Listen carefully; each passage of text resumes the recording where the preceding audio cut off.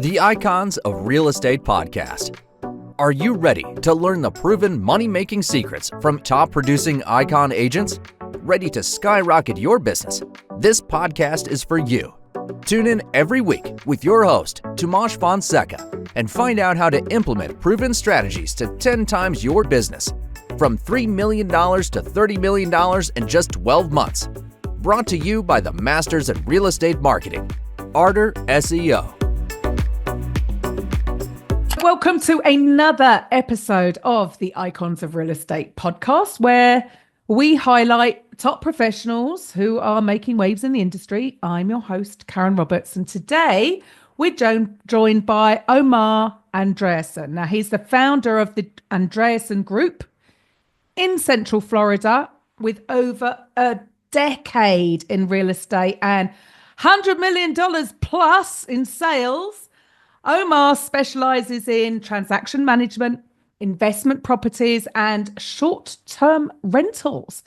So he is a University of Miami graduate in business management and entrepreneurship.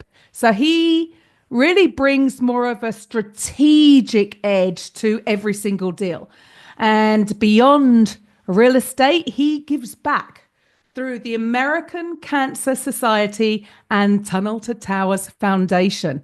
So welcome to the show, Omar. Awesome. Thank you so much for having me. Well, let's dive into your journey first, and then we'll go into some success strategies and what drives you in this quite competitive industry. So initially, what was the pull? What was the inspiration behind you going into real estate in the first place? You know, I first started out in short-term property management. So from there, I was, after the clients bought, they had to sit down with me and then kind of run through all the numbers and whatnot. And my biggest thing is just always be upfront and honest with them. So and at that time, a lot of our clients were coming from England. So sitting down with them, kind of showing them what the numbers would be when it comes in, what the expenses would be, etc. Then a lot of them would get pretty upset because that wasn't what their real estate agent told them. Uh-huh. So then, of course, it was over and over and over again. And I'm like, you know what? These real estate agents are making thousands of dollars. And I'm sitting here I'm like, why? I can do this. So I just went out and got my real estate license and started focusing on sales. Short-term rental is where I first started. And then I was just completely honest with them from day one. And that's it. So actually that's sort of almost a reverse way into a lot of people, right? But that makes a lot of sense because it is a numbers game. Now for you then, would you say you have more of an analytical approach to it? Because for many, real estate is quite an emotional thing. You know, people are buying or selling a property that, yeah, it's very emotional. So have you sort of switched it and are just looking at, let's keep it simple, let's look to the numbers? No. I'm slightly different because when we sit down and talk, I want to know more about the client. I want to know, why are they selling? You know, what's the reason behind it, or why are they buying? And sometimes I'll advise them either not to sell. And I said, listen, maybe I don't think you should sell this property because of what's going on in the area. I think maybe you should keep it. And if you have money to buy another property, keep this an investment property, or I'll show you different ways on how you can cash out, do like a HELOC, and then grab some money from there and then buy another property if that's what you need because your family is growing, etc. Same thing with the buyers. You know, obviously right now we have the interest rates issues that a lot of people like. Interest rates are really high. So with the buyers, we'll kind of sit down and see what their numbers are. And I'm like, you know what, maybe it just might behoove you just to rent for one more year because you have to put down a little bit more just to get to that number that you need to be. Because when it comes to the buyers, we're always asking, well, what is that comfortable number that your monthly payment needs to be? Let's start there first. Don't start at the price point. How much is it that you know that you can pay every single month? And then from there, we'll just reverse engineer it. I'm like, well, at that price, at that monthly payment, that's going to get you $250,000 worth of property. And what area do you want to be in? And if, depending, let's say they want to be in College Park, well, that's going to be a little bit hard because College Park are slightly higher. So, that's pretty much the approach that we take. We try to reverse engineer it, and then we're just brutally honest with them. Sometimes that helps, sometimes it doesn't. Love that. Because do you find that a lot of people have this vision and then they're overstretching and then they're in danger of losing everything, right? 100%. It was funny. I'll tell a story about I was dealing with a family from Croatia, and they called me to sit down and have a listing presentation with them, and I did. And through the listing presentation, I was honest with her, and I said, "You overpaid for this property." I said, "To be very honest with you, you overpaid for it." And I followed up a week later and just asked, "Hey, just wanted to follow up, see how things are going. Do you have any questions for me?" And she said, "Well, we decided not to go with you because you were too honest with us." I'm like, "What?" What? I'm like, "All right." So they went with somebody else who priced her property higher at the number that she wanted for it to Oh, be listed. And 2 weeks later, it just sat on the market. And let's just say I got a phone call saying, "Hey, we're going to go with you instead." Because funny that. yeah, it is. And I've never had that one before. You were way too honest with us, so we went with somebody else. Oh my goodness, because they were still in this wishful, well, maybe, just maybe I can get more. But so you're keeping it real. And it obviously works because with over a decade of experience and over $100 million in sales. So what do you think has been the key to your success in, well, I know you're not just residential, you're commercial as well. Yeah, and we're developers too now. So yeah, so we got the whole game. You know what? I think what my special talent is being very likable. Um, uh, a lot like last year, 80% of my sales, actually 90% of my sales transactions were all from SOIs. So I'm very big on staying in touch with people, making friends. The way that I prospect is not necessarily the same way that the traditional real estate agent gets told to prospect, being on the phones, calling FSBOs, calling Inspire listings, etc. Where the way I prospect is I'm actually out there in the field saying, visiting the little small businesses, getting to know the owners, getting the people who come in, etc. And just putting myself out there because I don't like being sat in an office all day. I like being out and about meeting people. That's what I really enjoy about this business. Well, it is all based on building actual relationships. So that makes a lot more sense. A lot of people are dealing, especially if they've been in the business a while, they are just simply dealing with their sphere of influence. But, you've still got to grow it. So what I'm hearing from you is that you've got to get out and about to grow that sphere of influence and start those relationships um, organically and in person. So you specialize in investment properties. So you got, what did you just say? You got a property development company as well now, Yep. and you also still do short-term rentals. So what is it that excites you the most about these areas of real estate? So short-term rental, you know what? It's been affected a lot lately here in Central Florida. Since short-term rental has not been what it has been the past. Back when COVID, pretty much right when we're getting out of that COVID, short-term rentals started Hmm. declining. They're not doing that well anymore. So, do we still help clients with short-term rentals? Yes, absolutely. But what we're really starting to focus a lot more on now, are two things. Number one, we're starting to attract a lot of investors from overseas, Brazil, etc., that have money but don't know how to necessarily. They want to be a developer or get into real estate, into a bigger portion of real estate, but they don't know how to do it or have the experience. So what we do is we kind of set up a consultation with them, and then depending on how they want to see their money grow or how much involved they want to be in the process, we'll sit down and talk with them. Like, for example, we have a process where you buy the land as now you become the landowner.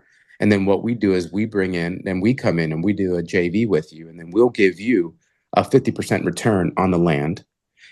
And Mm. we'll do a 3-year agreement with you. And within those 3 years, we can buy you out at any time with at least a 50% return. Or what we could do too, depending on how the deal is structured, depending on the area, then we can give you a little bit of the sales per unit that we sell as well. But still, we have that option to buy you out.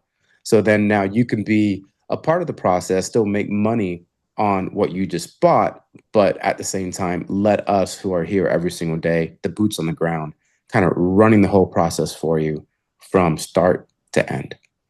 That sounds quite an easy fix. So that they're dealing with people who are. I mean, it sounds like there's a lot going on behind the scenes to get these kind of things up and running. So that sounds quite a good investment for people that, especially if they're not in the area, that they can't get over to it. So, for you, right, you're also very deeply involved in community service. How do your philanthropic efforts, if you like, influence your approach to real estate, or your approach to business and client relationships in general? It's I don't get involved in politics. That's for one. And so much so where I don't even, my mom is not allowed to be a Facebook friend or follow me anywhere because she has my last name and I come from a political family. My uncle was a mayor back in the day in Miami. So, they're very political, and being a business owner, you can't No. put that out there. You have to be neutral all the way across. So I take that all the way through when it comes to our philanthropy and how we give back and what we do. In fact, this Sunday we're doing a big charity event over at the local brewery here, and that one is for a women's shelter here that my wife about a couple months ago went out and she kind of donated her time, and she told me about it, and then we kind of collaborated with the women's shelter and said, hey, we want to have a big event sometime in March, so let's do something where we can give back to the community. And now what we've done is that's starting, like I said, that's this Sunday, but then now we're taking it a step further where one of my big things is I love coaching. I love teaching. I want to deal with real estate agents that are professional, number one. And number two, a lot of real estate agents struggle out there. It's by far one of the toughest industries that you ever get into. And unfortunately, a lot of brokerages don't really give you the tools that you need.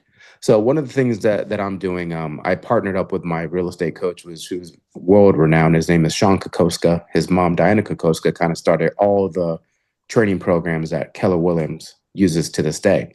So with Sean and I, what we're doing is every single month, we're doing some kind of training where you can either come live and you'll have to pay something, but it's a little small fee, anywhere between $40 to $50, or just come online and do and just watch us online. Even then you have to pay a little small fee. But from there, what we do is anyone that's coming to those classes that we're teaching every single month, we're giving a portion of that back to the community. We're donating somewhere back to the community to make sure that we're helping along the way and coaching agents, hopefully, to make their business better as they're going along. Fantastic. So for you, what is it? What is it that you're doing that is separating you from the marketplace? What are some of the strategies that you're using that other realtors aren't? Honesty. I think number one, being 100% honest. And like I said, I don't win every single listing presentation. We don't get every single buyer, but at the end of the day, we want to work with people that are okay with us being completely honest with them. Communication, definitely being in touch with them all the way through our process of when we put them in our CRM to, when we introduce them to our lender, checking in with them, seeing how they're doing. And then we're always inviting people. We're always like the phone calls, the personal touches, picking up the phone, checking on them, sending them postcards. And usually with that postcard, we'll send them sometimes like a $1 or $2 lottery ticket, or even, hey, go have coffee on us, something like that. So to me, it's, what I tell my team is, how would you want to be treated? It's one of those things where it's that simple, right? If you were buying a house or whatever you're doing in life, how would you want to be treated? Just flip it over. And I think sometimes it's very hard for us to forget that. So I always tell my team all the time, how do you want to be treated if you were in this position, going through this process, etc.? Totally agree. So it is all about going that extra mile and these just little extra touch points. It's interesting that where we sort of moved online, And I think everybody would really appreciate something actually coming through the post right now. And something as simple as, I love that. That's a really unique thing. And I think that will go a long way for somebody to open it up and know that somebody's actually been thinking of them, rather than it's easy to do an email. Everybody knows that a lot of these things can be automated.